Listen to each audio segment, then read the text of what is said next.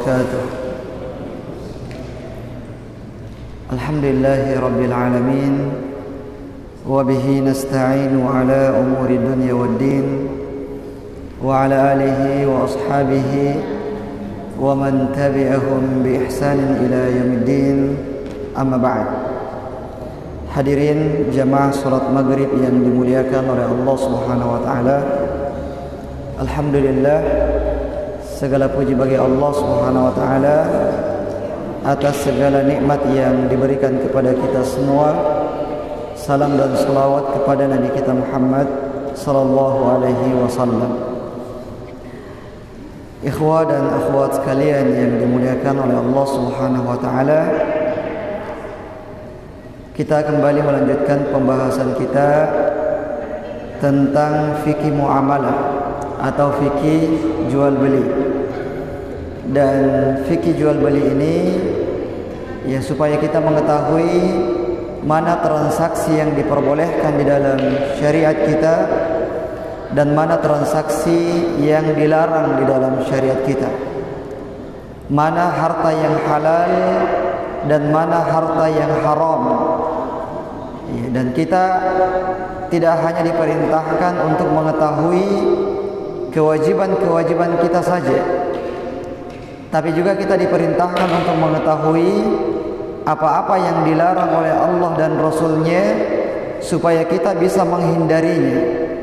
Sebagaimana perkataan seorang sahabat, saya yang mendengarkan banyak sahabat-sahabat Rasulullah bertanya tentang perintah-perintah, dan saya bertanya tentang keburukan, bukan untuk melakukan keburukan tersebut, tapi untuk menghindarinya. Karena susah untuk kita menghindari sesuatu jika kita tidak mengetahui bahwasanya ternyata dia adalah sesuatu yang dilarang. Nah, dalam masalah jual beli ini, jual beli sebagian halal dan sebagian haram. Hukum asal dari jual beli adalah halal. Namun ya kadang-kadang dengan adanya sebab-sebab menjadikan jual beli tersebut menjadi jual beli yang haram, transaksi yang haram. Dan ini akan berakibat kepada apa yang kita makan, berakibat terhadap dikabulkannya atau tidaknya doa-doa yang kita panjatkan kepada Allah Subhanahu wa taala. Karena di antara yang menghalangi doa kita tidak dikabulkan oleh Allah Subhanahu wa taala adalah ya makanan-makanan yang haram yang kita konsumsi. Makanan, minuman, pakaian yang haram yang kita pakai. Sebagaimana dalam hadis disebutkan seorang laki-laki yang melakukan perjalanan yang panjang sampai berdebu pakaiannya, acak-acakan rambutnya, kemudian berdoa kepada Allah Subhanahu wa taala, mengangkat tangannya dan mengatakan, wahai Tuhanku, wahai Tuhanku. Akan tetapi makanannya haram, minumannya haram, pakaiannya haram, dan ia tumbuh dengan sesuatu yang haram, maka bagaimana mungkin Allah Subhanahu wa taala akan mengabulkan doa-doanya. Dan juga tentang makanan yang haram ini, ia akan berpengaruh di akhirat nanti, karena kata Nabi sallallahu alaihi wasallam, daging yang tumbuh dari makanan yang haram, dari harta yang haram, maka tidak ada yang paling pantas untuk membakarnya kecuali api neraka. Daging yang tumbuh dari makanan yang haram yang kita makan, minuman yang haram yang kita minum, tidak ada yang paling pantas untuk membakar daging tersebut kecuali api neraka. Dan yang haram ini bukan sekadar zatnya saja yang haram, tapi boleh jadi zatnya halal, namun cara mendapatkan barang tersebut dengan cara yang tidak syar'i, dengan cara yang tidak diridhai oleh Allah Subhanahu wa taala. Oleh karenanya ya kita mempelajari bentuk-bentuk jual beli ini, mana yang terlarang dan mana yang tidak, ya untuk menghindari hal-hal yang diharamkan oleh Allah Subhanahu wa taala, terkhusus pada masalah makanan minuman yang akan kita masukkan ke dalam perut kita. Istri para salaf dahulu ketika suaminya mau keluar mencari harta, mencari nafkah, mereka akan mengatakan kepada suaminya, inna nasbiru 'alal ju' wa la nasbiru 'alan nar. Sesungguhnya kami ini bisa bersabar terhadap kelaparan, namun tidak bisa bersabar dengan api neraka. Maksudnya adalah cari harta yang halal saja. Kalaupun harus sedikit yang menyebabkan kami akan kelaparan, maka itu tidak ada masalah.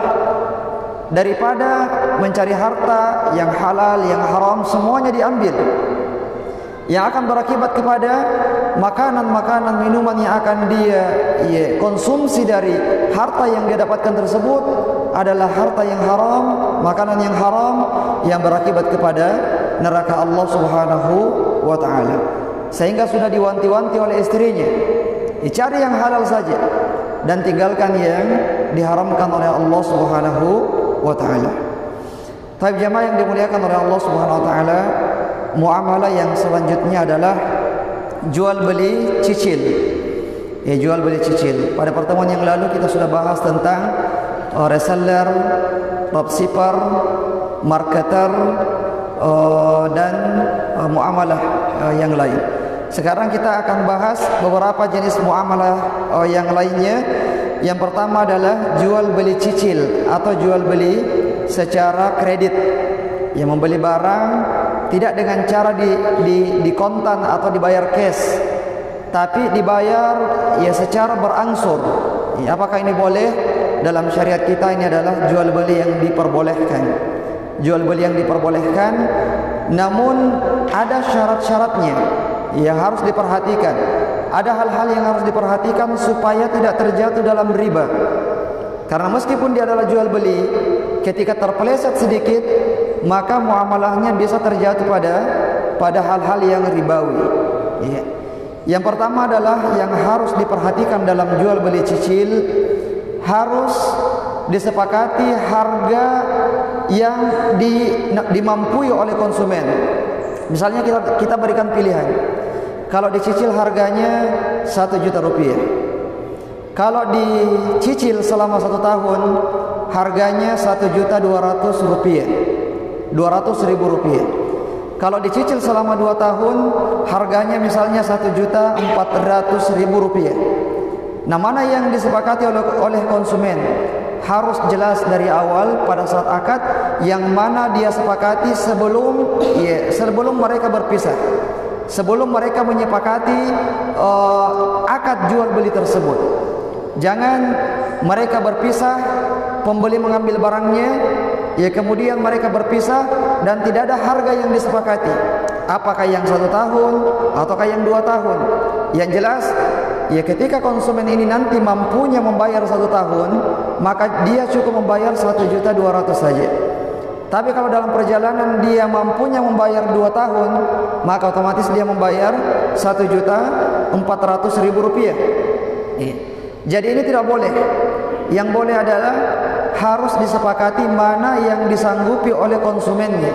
Apakah yang harga cash, ataukah yang 1 tahun, ataukah yang 2 tahun, ataukah yang 3 tahun kalau misalnya ada pilihan 3 tahun.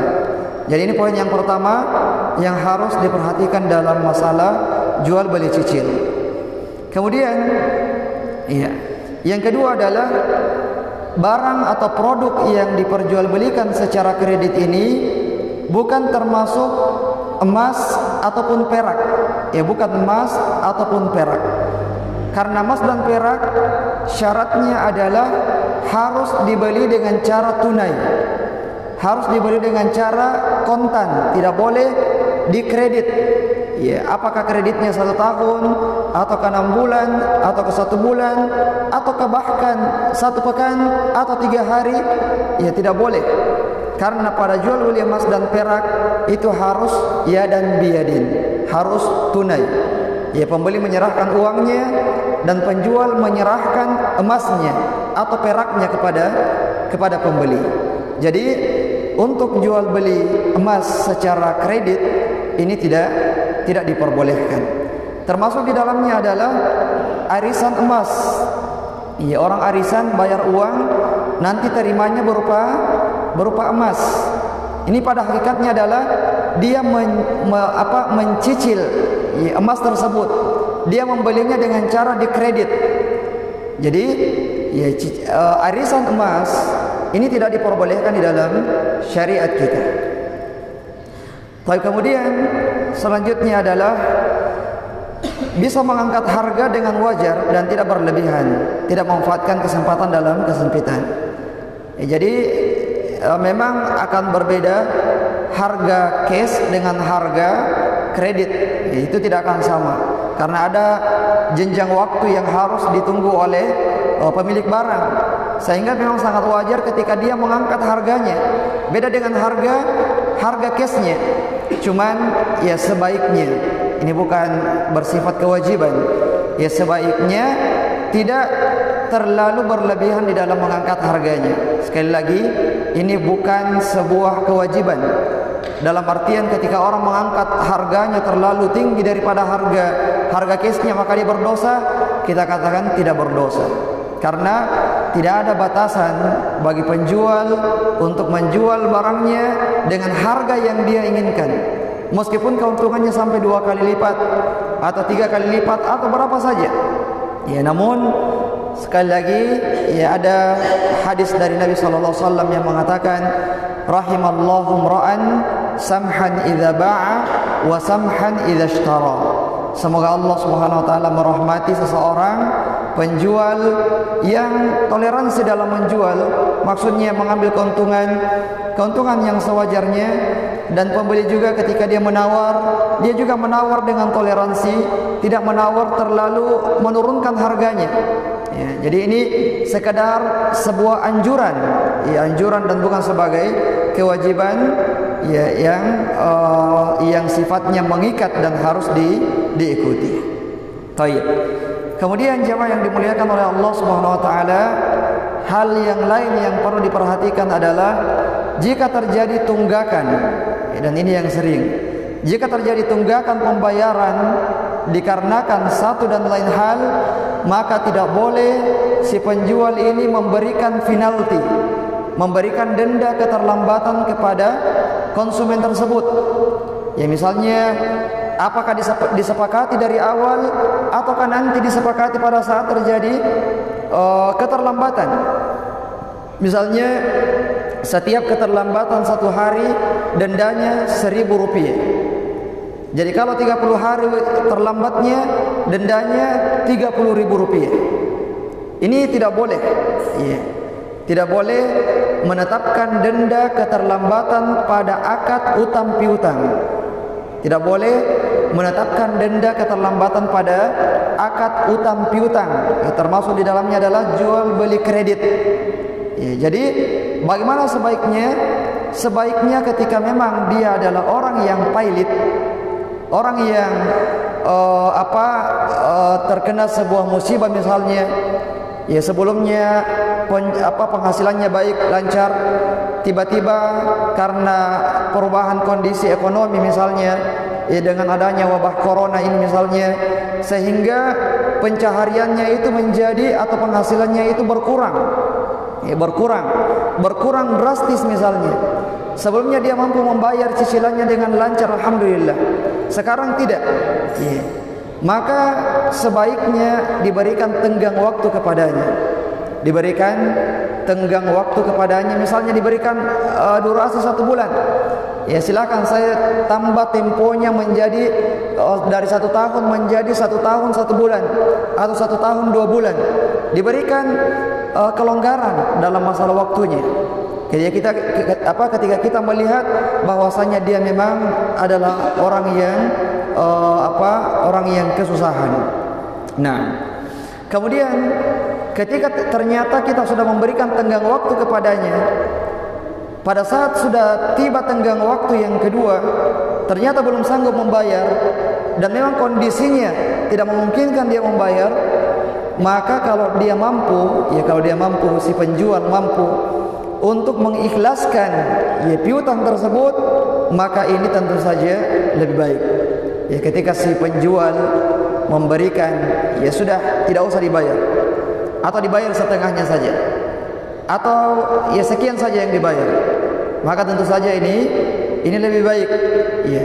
Dan mengikhlaskan utang orang yang pailit, orang yang jatuh bangkrut, ya, itu lebih utama daripada sedekah senilai utang tersebut. Ya, misalnya orang punya utang 1 juta rupiah, sudah dikasih waktu 1 bulan, tambah lagi 2 bulan, tambah lagi 3 bulan, tambah sampai 6 bulan, dia tidak sanggup membayar karena memang kondisinya tidak memungkinkan. Akhirnya kita bilang, ya sudah, tidak usah dibayar. Ya, 1 juta tersebut, seseorang bersedekah dengan 1 juta, orang yang mengikhlaskan utang itu lebih utama daripada bersedekah senilai nominal tersebut. Ya, senilai nominal tersebut. Dan sekali lagi, ini sifatnya adalah sunnah dan bukan wajib. Ya, bukan berarti kalau ada orang selalu menagih, kita katakan, ini sudah berdosa ini. Iya, kita sudah pailit, sudah dikasih tenggang waktu, oke, alhamdulillah. Dia datang lagi menagih, dia tidak berdosa karena memang itu haknya dia. Ya, dan tidak ada kewajiban dia untuk menggugurkan utang tersebut. Namun ketika dia menggugurkannya, maka ini adalah sebuah amalan yang dicintai oleh Allah Subhanahu wa taala. Dan bagi orang yang berutang, ketika dia mampu untuk membayar utangnya dan dia sengaja menunda-nunda pembayarannya, sudah jatuh tempo utangnya dan dia sengaja menunda-nunda pembayaran, padahal dia mampu untuk membayarnya. Ya, dia mengatakan masih ada hal yang lebih perlu untuk saya bayar, untuk saya beli misalnya, padahal dia mampu untuk membayar utangnya. Ya, maka ini termasuk kezaliman. Ini termasuk kezaliman pembeli kepada penjual ketika utangnya sudah jatuh tempo dan dia sengaja mengundurnya, mengulur-ngulurnya. Ya, mengulur-ngulurnya. Sebagaimana sabda Nabi SAW, matlul ghaniyyi zulmun yahillu uqubatuhu. Atau kama qala Nabi SAW. Sesungguhnya ketelodoran atau mengulur-ngulur waktu dari orang yang kaya, maksudnya orang yang kaya di sini adalah orang yang mampu membayar utangnya, adalah sebuah kezaliman yang berhak untuk diberikan hukuman kepadanya. Jadi ya, hati-hati ketika kita berutang. Ketika kita berutang kepada orang lain, kita mampu membayar pada saat sudah jatuh tempo, maka kita wajib untuk membayarnya. Ya, kita wajib untuk membayarnya dan tidak boleh mengulur-ngulur waktunya. Ya. Ini hal yang sangat penting untuk diperhatikan oleh orang-orang yang berutang. Ya, banyak orang-orang yang memberikan piutang, yang mengeluh, ya, dan mengatakan, ya, pada saat minta pinjaman, minta utang, memelas. Ya, pada saat sudah ditagih, ya, banyak alasannya. Ya, sudah berubah. Dulu sangat memelas, sekarang dia sudah jadi orang yang sombong dan tidak mau menemui penagihnya. Ini tidak benar. Ya, banyak istilah-istilah apalagi di medsos, ya. Ya, bom apa itu yang menghancurkan Hiroshima dan Nagasaki. Ya, kalau bom itu menghancurkan perusahaan. Ya, beda antara bom yang satu dengan bom yang utang piutang. Ya, bom dengan bom. Baik. Jamaah yang dimuliakan oleh Allah Subhanahu wa taala, ini beberapa hal yang terkait dengan jual beli secara kredit. Kemudian muamalah yang kedua adalah akad istisna. Akad istisna atau akad produksi. Ya, akad produksi. Misalnya kita berikan contoh, banyak akad produksi, ya. Misalnya pembuat lemari. Ya, misalnya pembuat lemari. Anggaplah misalnya lemari aluminium. Ya. Ini adalah produksi. Ya, dia memproduksi barang tersebut. Ini disebut dengan akad istisna. Dia tidak menjual, tapi disebut sebagai akad istisna. Nah, sehingga dia tidak masuk dalam kategori menjual barang yang belum dia miliki. Pada dasarnya, pada saat datang konsumen, menginginkan dibuatkan sebuah lemari misalnya, lemari yang diinginkan itu belum ada, belum dibuat, belum jadi, yang ada cuma bahan bakunya saja, tapi lemarinya belum ada.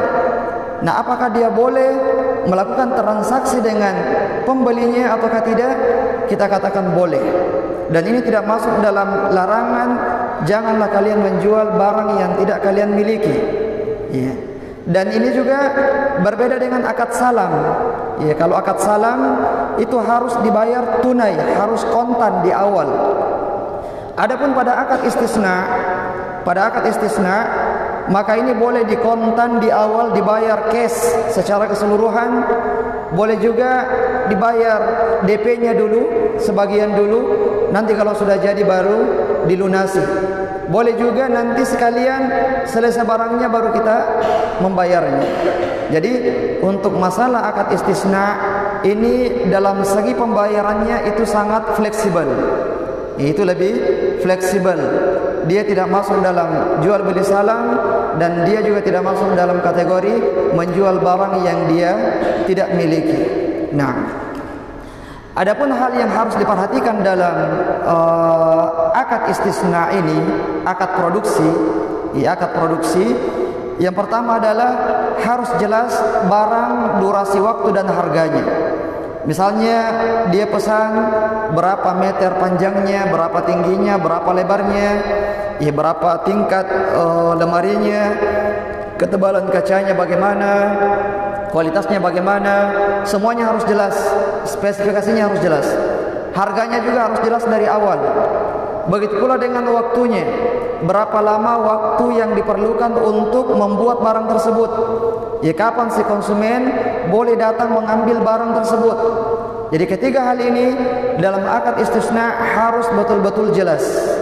Ya, harus betul-betul jelas dan tidak ada yang mengambang. Karena ketika ada yang mengambang, maka ini yang akan membuka celah orang-orang akan berdebat ya di kemudian hari. Ya, kenapa kualitasnya begini? Ya, karena misalnya tidak ada kesepakatan dari awal, maka dibuat asal-asalan. Maka ketika dia mau melihat barangnya, dia lihat kualitasnya tidak sesuai dengan yang dia inginkan, maka ini akan membuka celah yang seseorang akan berdebat dan sebagainya. Kemudian yang kedua, bahan bakunya dari pembuat barang. Bahan baku pada akad istisna itu berasal dari pembuat barang, bukan dibawa oleh orang yang memesan barang tersebut. Tapi orang yang memesan barang hanya sekedar memesan. Bahan bakunya semuanya disiapkan oleh produsen, oleh orang yang memproduksi barang tersebut. Itu baru disebut dengan akad istisna. Kemudian yang ketiga adalah masalah pembayaran sebagaimana yang kita sebutkan tadi, boleh di cash, boleh dicicil, boleh nanti dibayar di belakangan. Kemudian yang selanjutnya, pembatalan tidak boleh dilakukan secara sepihak. Jadi baik produsen yang memproduksi barang tersebut ataupun konsumen, pembeli tidak boleh membatalkan akadnya secara sepihak. Harus atas izin dari pihak yang lain. Ketiga, jadi ada yang memproduksi, ada juga orang-orang yang mengambil ini sebagai sebuah peluang usaha. Misalnya dia cuma bermodalkan foto-foto saja, foto-foto kemudian dia publikasikan, dia promosikan. Ya, lemari dengan ketinggian sekian, bahan sekian, kualitas begini, harganya segini. Ya, dia sudah tahu harga di pabrik ini sekian, dia naikkan harganya, ya, supaya dia bisa mendapatkan keuntungan di situ. Ya, dia publikasikan. Kemudian ketika ada orang yang tertarik dengan barangnya, dengan barang tersebut, maka akad yang terjadi antara dia dengan calon pembelinya adalah akad salam dan bukan akad istisna, karena bukan dia yang memproduksi barangnya. Dia adalah orang ketiga yang dimana dia memasarkan barang tersebut dan dia tidak ada perjanjian antara produsen dengan dia. Kalau sudah ada perjanjian, produsen mengatakan tolong promosikan barang saya. Kalau ada keuntungan, saya kasih fee setiap satu lemari yang laku ya sekian ratus ribu rupiah. Maka ini adalah akad wakalah marketer sebagaimana kita sebutkan pada pertemuan yang lalu. Tapi kalau misalnya tidak ada kesepakatan di antara mereka, dia cuma berinisiatif sendiri, maka ketika ada calon pembelinya, maka dia melakukan akad dengan calon pembeli tersebut dengan akad salam. Artinya harus dibayar kontan. Ya, harus dibayar kontan. Namun spesifikasi dari lemari ini semuanya harus jelas. Semuanya harus jelas, termasuk waktunya, kapan harus diserahkan. Dan tidak boleh ditentukan bahwasanya lemari ini bersumber dari tokonya fulan. Ya, karena kalau jual beli salam itu menjual spesifikasi saja. Ya, apakah dari toko fulan ataukah dari tokonya yang lain atau yang lain, maka tidak ada masalah. Yang jelas dia membawakan lemari sebagaimana yang dia sampaikan. Nah, ini pada akad salam. Ya. Kemudian poin yang kedua yang harus diperhatikan dalam hal ini adalah jika misalnya barangnya tersebut, ya, jika barang tersebut bahan bakunya dari yang meminta dibuatkan, tadi kan kita katakan akad istisna itu bahan bakunya dari produsen. Nah, sekarang konsumen yang datang membawa bahan baku, ya, dia datang membawa bahan bakunya. Fulan, tolong buatkan saya seperti ini bahan bakunya. Ya. Maka ini bukan akad istisna, tapi dia adalah ujrah, dia adalah ijarah, sewa jasa. Ya, dia cuma menyewa jasanya, buatkan saya. Ya, sekian fee-nya, sekian jasanya, sekian ongkos jasanya. Jadi dia sudah keluar dari akad istisna ke akad yang lainnya, itu akad ijarah. Ketika bahan bakunya bukan berasal dari produsen. Baik. Sekira ini saja jamaah sekalian yang dimuliakan oleh Allah Subhanahu wa taala. Kemarin pertanyaannya dari Imran tentang marketplace. Ya, jadi kami sudah baca-baca bagaimana skema yang terjadi di marketplace tersebut. Kapan sebenarnya disebut akad. Jadi misalnya marketplace ini penghubung, ya, penghubung antara penjual dengan pembeli. Ya, penghubung antara penjual dan pembeli. Dan dia juga menyediakan yang disebut dengan rekening bersama. Ya, rekening bersama untuk mengamankan pasarnya, agar pasarnya bukan pasar yang abal-abal, tapi pasar yang dipercaya oleh semua orang. Karena dananya memang tersimpan di rekening bersama tersebut dan tidak akan kemana-mana. Ya. Ketika misalnya konsumen melihat barang di marketplace, dia tertarik dengan salah satu barang di situ, kemudian dia pesan barang tersebut. Ya, dia simpan di keranjangnya. Kemudian setelah dia sudah tertarik dengan barangnya, dia transfer uangnya. Ya, dia transfer uang tersebut. Ya. Setelah masuk di rekening bersama milik marketplace ini, ya, kemudian barang tersebut dikirimkan si penjual yang sudah menampilkan barangnya di marketplace ini. Setelah dana sudah masuk di rekening bersama, selanjutnya adalah tugas penjual mengirim barang tersebut ke alamatnya si pembeli. Ketika sudah ada konfirmasi bahwasanya pembeli sudah menerima barangnya, ya, maka tugasnya marketplace adalah meneruskan uang tersebut ke rekeningnya si penjual. Ya. Kapan terjadi akad jual belinya di sini?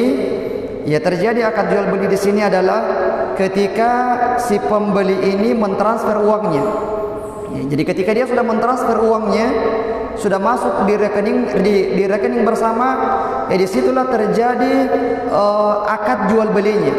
Ya, disitulah terjadi akad jual belinya. Sehingga ketika misalnya yang menjual barang ini adalah pemilik barang itu sendiri, maka ini tidak ada masalah. Ya, tidak perlu dipikirkan lagi apakah ada masalah ataukah tidak. Ya, karena memang tidak ada masalah di situ.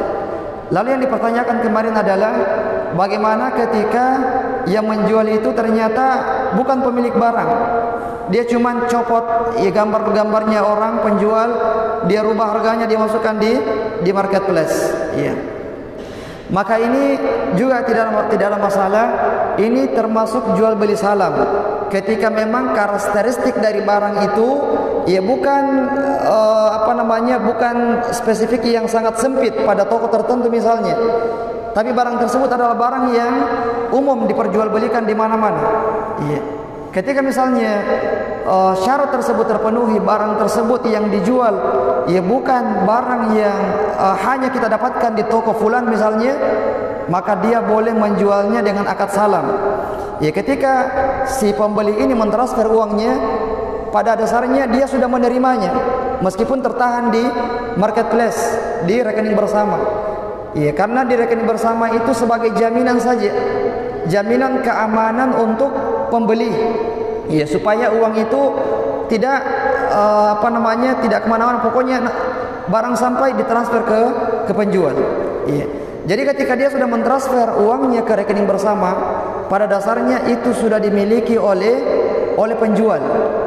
Nah, penjual jika memang dia menjual barang yang bukan miliknya, maka boleh saja karena uangnya sudah ditransfer tunai. Ya, ditransfer tunai, tapi syaratnya dia harus menjual barang yang memang umum di pasaran, banyak didapatkan di mana-mana. Menjual spesifikasi, bukan menjual item. Ya, bukan menjual item tertentu. Ya, kalau dia menjual item tertentu, maka dia sudah menjual barang yang dia tidak miliki, dan ini tidak boleh. Nah, sekira terjawab insyaallah ya. Baik, fadhal, kalau ada pertanyaan yang lain, ya silakan. Bagaimana hukumnya jika kita mengadakan hadiah ujian, misalnya motor, tapi dengan syarat wajib belanja minimal 10.000? Tayyib, wajib belanja. Iya, tayyib.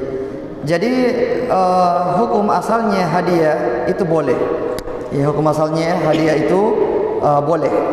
Tapi ketika untuk mendapatkan hadiah ini harus mengeluarkan nominal tertentu, ya, berupa uang, ya, untuk mendapatkan hadiah tersebut, ya, dan ini juga diundi, maka ini tidak diperbolehkan karena ada unsur maisir di situ. Boleh jadi dia sudah belanja, dia tidak butuh dengan barang tersebut, tapi karena adanya iming-iming, ya, bisa mendapatkan hadiah, maka akhirnya dia paksakan dirinya untuk berbelanja. Dia sudah belanja, keluarkan uangnya, ikut undian, ternyata tidak naik undiannya. Ya. Ataupun kalau naik, ya, maka itu sudah maisir, ya, namanya unsur judi itu. Ya, kadang orang kalah, kadang orang menang. Ya, untung-untungan. Tapi kalau misalnya itu adalah barang yang memang dia butuhkan, ya silahkan. Dia tahu dirinya sering berbelanja di tempat tersebut, dan memang dia punya kebutuhan di sana. Dia datang ke sana membeli barang yang memang dia butuhkan. Bahkan meskipun tidak ada undian, memang dia akan belanja di situ. Iya. Maka ini tidak mengapa, karena memang dia berbelanja bukan karena adanya iming-iming undian tersebut, tapi karena memang dia membutuhkan barang tersebut. Iya, kira demikian ya. Baik. Ya, fadhal.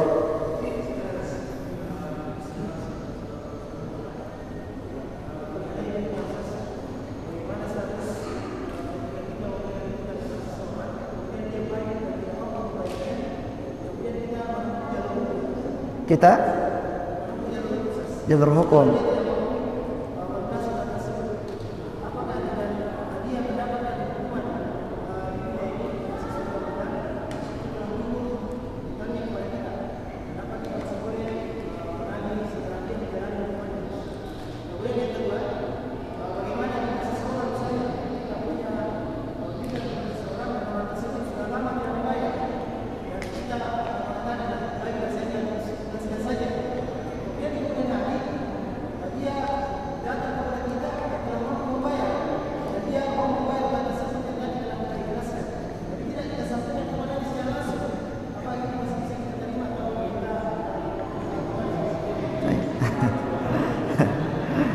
Iya. Baik. Iya, jalur hukum ya. Iya. Jadi memang dalam pembahasan muflis, orang-orang yang bangkrut, ya, orang-orang yang bangkrut itu memang ada jalur hukumnya ya, jalur hukumnya. Ketika misalnya dia tidak mampu membayar piutangnya, ya, piutangnya, dan kita juga tidak sanggup untuk mengikhlaskannya, maka boleh menempuh jalur hukum dalam artian, ya, dalam artian bukan orang tersebut dipenjara kalau secara syar'i, ya, tapi barang yang dia miliki, misalnya ada aset yang dia miliki, ya, maka aset tersebut dijual, ya, dengan harga yang sewajarnya, kemudian digunakan untuk membayar utangnya. Ini fungsi pihak ketiga di sini, ya, pihak ketiga, dan pihak ketiganya tidak harus pemerintah, ya, boleh pemerintah, boleh yang lain, ya, pihak ketiga yang bisa menengahi masalah tersebut. Atau kalau misalnya yang dia beli adalah kendaraan, misalnya kendaraan, ya, dia tidak sanggup membayar, di tengah jalan tidak sanggup membayar, maka kendaraan tersebut boleh dijual dengan harga yang sewajarnya. Kemudian harganya ini, ya, diberikan kepada si pemberi pinjaman, pemberi piutang, senilai sisa utangnya. Kalau masih ada sisa uangnya, dikembalikan kepada, ya, pemilik motor tersebut, dikembalikan lagi kepadanya. Ya, ini yang seharusnya, ya. Adapun yang terjadi di negeri kita, ya, ketika masuk proses hukum, orang yang bersangkutan akan dipenjara. Setelah itu asetnya dia akan disita oleh negara, ya, disita oleh negara. Kemudian tidak, aset tersebut bukan lagi menjadi milik dia, bukan juga menjadi milik pembeli, tapi menjadi milik negara. Ya, ini yang, ya, sangat disayangkan. Ya, seharusnya aset tersebut dijual untuk diberikan kepada, ya, memberikan pinjaman ini. Ya. Lalu bagaimana kalau misalnya sudah dia jalani hukumannya, apakah kita masih boleh menagih utangnya? Ya, secara hukum negara kita sudah tidak ada lagi. Ya, utangnya sudah dianggap dianggap sudah diputihkan utangnya. Tapi ini tetap utang, ya, ini tetap utang yang dia harus pertanggungjawabkan nanti di akhirat kalau dia tidak membayarnya di dunia. Nah, kemudian tentang yang mengikhlaskan, ya, mengikhlaskan. Jadi ada kaidah fikih yang mengatakan as-sakitu la ya'ud, as-sakitu la ya'ud. Artinya adalah hak yang sudah kita jatuhkan, maka itu tidak boleh dikembalikan lagi ke kita, tidak boleh kita tarik kembali. Ya, hak yang sudah kita jatuhkan tidak boleh kita tarik kembali. Namun hak yang kita jatuhkan ini ketika kita sudah memberitahukan kepadanya. Adapun kalau baru sekedar niat, ya, saya mau mengikhlaskan, baru sekedar niat, atau kita melepaskan, kita belum memberitahukan kepadanya, maka ini belum masuk kategori menjatuhkan haknya. Nah, nanti kalau kita sudah mengatakan padanya, ya, utangmu itu sudah, ya, tidak perlu dibayar lagi. Nanti kemudian hari ternyata kita sangat butuh uang, ya, dan orang tersebut masya Allah sudah kaya, ya, kita bilang, ya, siapa tahu ada yang bisa saya ambil sedikit. Ini tidak boleh. Ya, ini kata Rasulullah SAW, al-aidu fi hibatihi kal kalbi ya'udu fi qai'ihi. Orang yang meminta kembali hibahnya, apa yang sudah dia berikan, itu seperti anjing yang muntah dan memakan kembali muntahannya. Laisa lana mathalus saw. Tidak ada permisalan yang buruk bagi orang-orang yang muslim. Baik. Sekira demikian, ya. Semoga bermanfaat. Jika ada yang benar dari Allah Subhanahu wa taala, jika ada yang salah dari kami sendiri. Subhanakallahumma bihamdik, asyhadu an la ilaha illa anta, astaghfiruka wa atubu ilaik. Wa akhir da'wana alhamdulillahi rabbil alamin. Wassalamu alaikum warahmatullahi wabarakatuh.